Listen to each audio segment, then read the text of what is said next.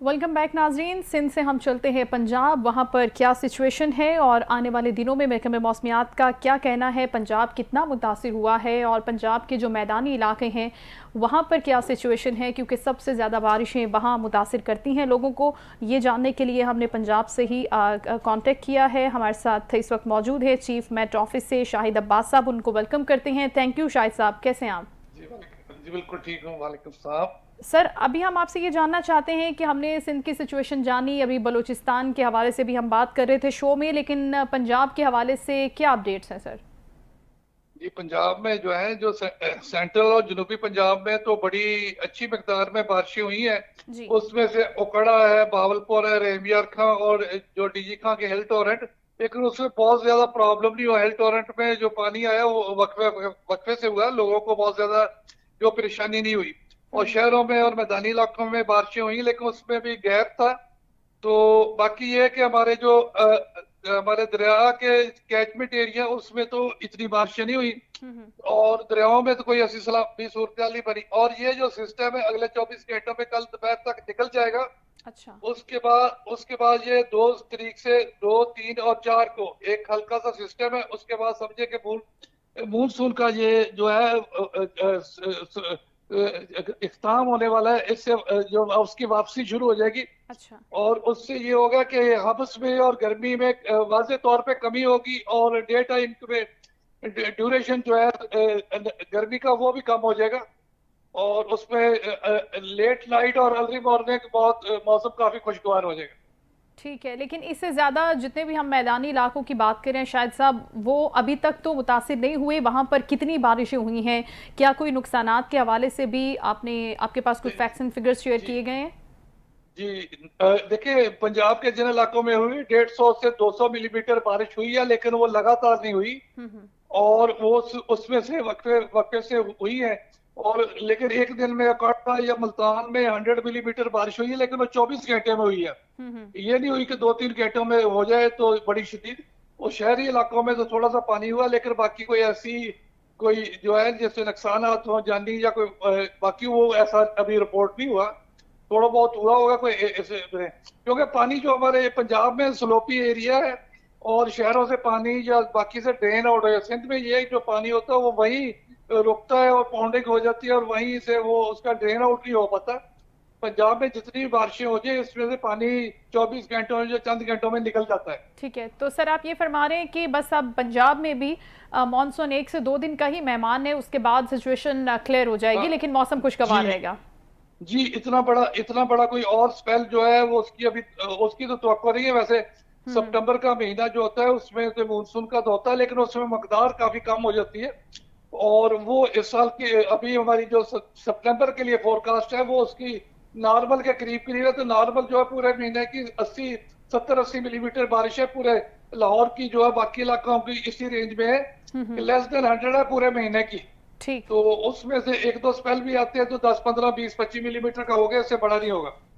Right sir, thank you so much. Shahid साहब हमारे साथ मौजूद थे, चीफ मेट्रोलॉजिस्ट लाहौर, और उनकी गुफ्तगू आपने मुलाहिजा की। इससे पहले नाज़रीन हम बात कर रहे थे कि उन सियाहती इलाकों के हवाले से, सियाहती मकामात के हवाले से जहाँ पर बहुत से लोग गए तो सियाहत की गर्ज से, लेकिन वहाँ पर फंस गए और अब उन लोगों से ज़मीनी राब्ता भी मुनक़ता हो गया है। आमदरफ्त ऑलरेडी वहाँ पर मुतासिर है।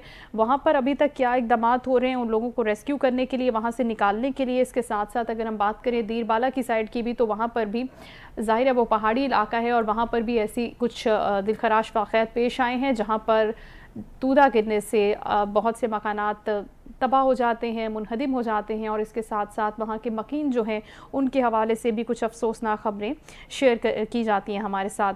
ये मानसून के हवाले से जो सीज़न है पूरे का पूरा, ये इसीलिए बहुत ज़्यादा इम्पॉर्टेंट होता है बात करने के लिए कि इससे पेशगी इक़दाम जो हैं लोगों को पहले अवेयर किया जा सके, और वो पहले से अवेयर होंगे तो नुकसानात कम होंगे। इसी सारी सूरत हाल पर बात करने के लिए खुसूसी नुमाइंदे हमारे साथ मौजूद हैं, ज़ाहिर शाह शराजी साहब। हम उनसे बात करते हैं और उनसे जानते हैं कि स्पेशली पख्तूनख्वा और ये जो हम वैलीज़ की बात करें जहाँ पर सियाहती गर्ज से लोग वहाँ पर मौजूद हैं, उनकी क्या सिचुएशन है इस वक्त। अस्सलाम वालेकुम ज़ाहिर साहब। जी वालेकुम सलाम।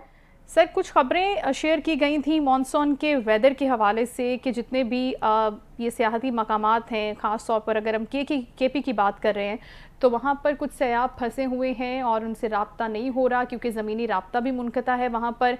बताइएगा कि केपी में क्या सिचुएशन है ओवरऑल मॉनसून के हवाले से, और क्या ऐसी आपके पास भी कोई डिटेल्स हैं? जी बिल्कुल। ये तो बारहा हमारे जो पीडीएमए वक्तन फवक्तन इस किस्म की वार्निंग देता रहता है कि जो नॉर्दर्न एरियाज है, स्पेशली जहाँ के मानसून की बारिशें काफी ज्यादा होती हैं, वहाँ पे लैंड स्लाइडिंग के खतरात भी हैं। इसके अलावा ग्लॉस का जो फिनामिना है, खासतौर पर जो चतराल का डिस्ट्रिक्ट है और दूसरा जो अपर एरियाज है, वहाँ पे बिल्कुल इस तरह मानसून के फ्लैश फ्लड्स आते हैं। और आज जो कुमराट के हवाले से बात की जा रही है, वहाँ बिल्कुल एक वाकया हुआ है, लैंड स्लाइडिंग भी हुई है और एक घर के 12 अफराद जो है वो उसमें जाबाज हुए। दूसरी तरफ ओवरऑल जो सूरत हाल है, अपर दीर का जो इलाका है, खासतौर पर कोहिस्तान उत्तराख का बताया जाता है, जहाँ पर मुख्तलिफ मकामात पर लैंड स्लाइडिंग हुई है और रोड बंद होने की वजह से जो है वो लोगों को मुश्किलात का सामना जरूर है। इससे पहले भी हमने देखा कि जो नारान और कागान के इलाके थे, वहाँ पे मांडरी का जो पुल था वो मुकम्मल तौर पर निस्ते नाबूद हुआ। इस तरह तकरीबन 20 के हिसाब से पुल चतराल के अंदर जो है तबाह हुए।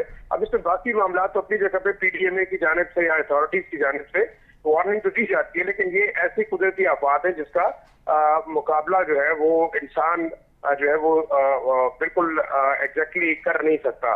और इसमें मेरे ख्याल में लोगों के अपनी भी बहुत बड़ी गलतियां हैं। एक तो दरियाओं के साइडों के ऊपर जो है इंक्रोचमेंट बड़ा मसाइल पैदा कर रही है, खासतौर पर दूसरा टिम्बर माफिया की वजह से जो कैशमेंट एरियाज हैं वहाँ पे बेदरेज दरख्तों की कटाई की वजह से बहुत सारे पहाड़ जो है वो वहाँ पे सॉइल इरोजन का मामला है, ग्लॉस का फिनोमिना है, जिसकी वजह से तुहियानी आती है दरियाओं में भी। और इसी वजह से जो है लैंड स्लाइडिंग और बहुत सारे रोड्स बंद हो जाते हैं, जिससे लोगों को काफी ज्यादा मसाइल का सामना है। लेकिन बहरहाल पिछले तकरीबन एक महीने का अगर डेटा देखें तो 106 से ज्यादा मकामात पर इस किस्म के वाकयात हुए, कम से कम 30-35 से ज्यादा अफराद जाबाक भी हुए। ह्यूमनली जो पॉसिबल है, मेरे ख्याल में सूबाई हुकूमत रेस्क्यू के मामला को भी देख रही है, साथ साथ रोडों की सफाई और रोडों को खोलने का भी इंतजाम होता है।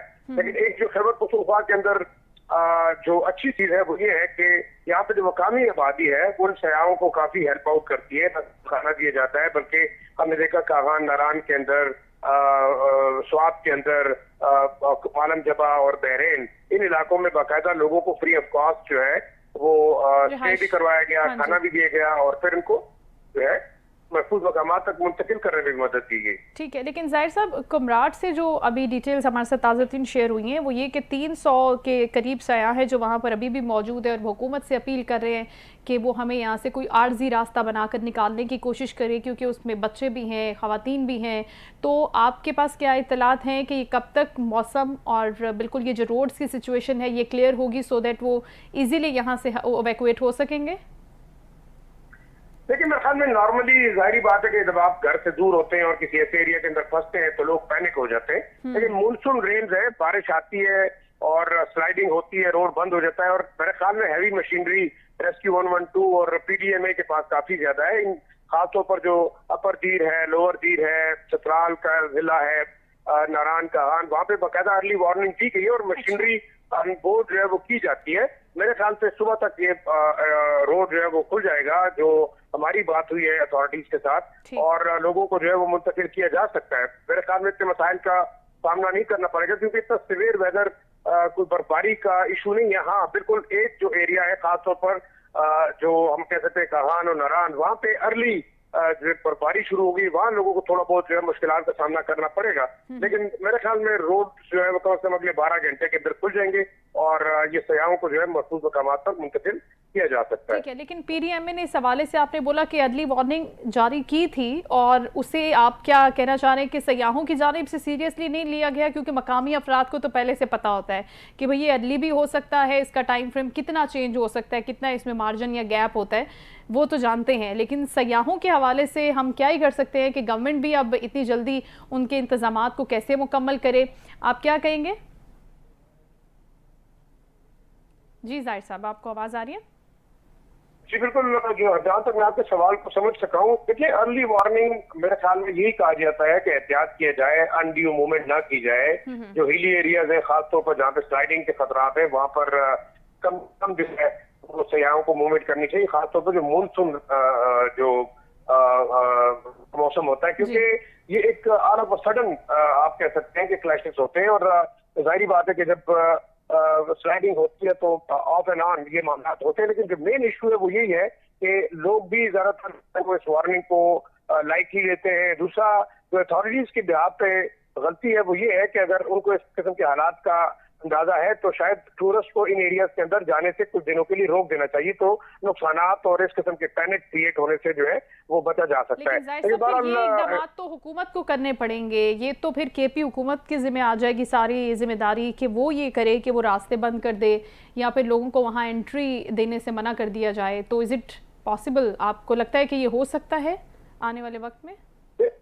देखिए, मेरे ख्याल में जो कुमराज का इलाका है या ऊपर कागान नारान है, मालम जबा है, ये ऐसे एरियाज हैं जहाँ पे जो है हुकूमत के पास कंट्रोल हो सकता है, और ये हुकूमत की जिम्मेदारी है कि वो करे, क्योंकि प्रीएम्प्ट करना बड़ा मुश्किल है, क्योंकि इस किस्म की सूरत हाल में आप नहीं समझ सकते कि स्लाइडिंग कहाँ होगी, कैसे हो सकती है। हाँ। लेकिन एक बात जरूर हम कहेंगे कि जो खासतौर पर हमारे टूरिस्ट रिजॉर्ट्स है, टूरिस्ट एरियाज है, वहाँ पे जिस तरीके से दरख्तों की बेतरह कटाई हो रही है, जिस तरीके से जो है वो नेचुरल रिजर्वायर्स को तबाह किया जा रहा है, ये शायद एक बहुत बड़ी वजह है इन इलाकों के अंदर लैंडस्लाइडिंग और फ्लडिंग की। और इसे कंट्रोल हुकूमत ही कर सकती है, डेफिनेटली ये हुकूमत के एंड पर ही होगा। थैंक यू सो मच जाहिर साहब और शराजी साहब हमारे साथ मौजूद थे, बहुत शुक्रिया आपके वक्त का, और आपसे डिटेल में गुफ्तगू भी हुई। नाज़रीन, बात यही है कि आप इस मौसम में खुद को जितना महफूज हो सके रखें।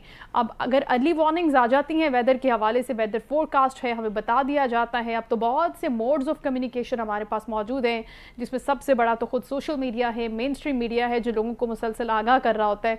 तो ऐसे वक्तों में जब सिचुएशन कभी भी तब्दील हो सकती है, तो खुदारा खुद को, अपनी फैमिली वालों को, अपने बच्चों को महफूज रखें और ऐसे मकामात का रुख ना करें। अभी अर्बन एरियाज़ की भी अगर हम बात करें तो शहरों में रहते हुए भी जितना कम हो सके ऐसे मौसम में सिर्फ काम से निकला जाए, अदरवाइज़ अपने आप को महफूज रखा जाए और ऐसी आमदोरफ्त ना की जाए जो बिला ज़रूरत हो। अपना बहुत ख्याल रखिएगा। इंशाल्लाह नेक्स्ट शो में आपसे दोबारा मुलाकात होगी। अल्लाह हाफ़िज़।